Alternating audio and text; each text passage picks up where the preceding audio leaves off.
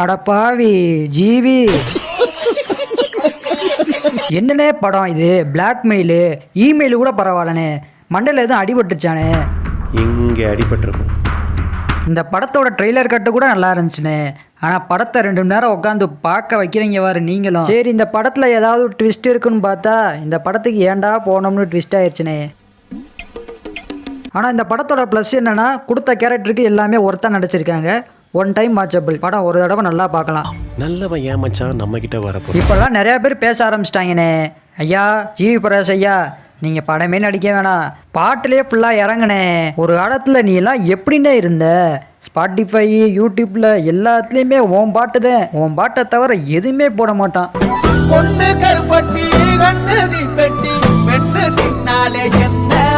அண்ணன் ஜிவியோட பாட்டுக்கு எவ்வளோ ரசிகர் இருக்கீங்கன்னு லைக்கை போட்டு ஒரு கமெண்ட்டை போட்டுவாங்க. ஆனால் இப்போலாம் உன் பாட்டு உன் படத்தை தவிர எல்லாத்தையுமே பார்த்துட்டு இருக்கோம். அண்ணே ரிவர்ஸ் கீரை போட்டு பின்னாடி போயிட்டு இருக்கனே, கீரை மாற்றி ஸ்பீடை ஏற்றி வேமாவானே, உங்கள் பாட்டுக்கு ரொம்ப வெயிட்டிங்கில் இருக்கோம். எங்கள் ஜிவி பிரகாஷவா தப்பாக பேசுகிறேன்னு சொல்லி கழுவி ஊற்றுவீங்க கமெண்டில், அதெல்லாம் தெரியும். ஆனால் நான் சொன்னதெல்லாம் உண்மையா இல்லையான்னு மட்டும் கமெண்டில் சொல்லிட்டு போயிருங்க.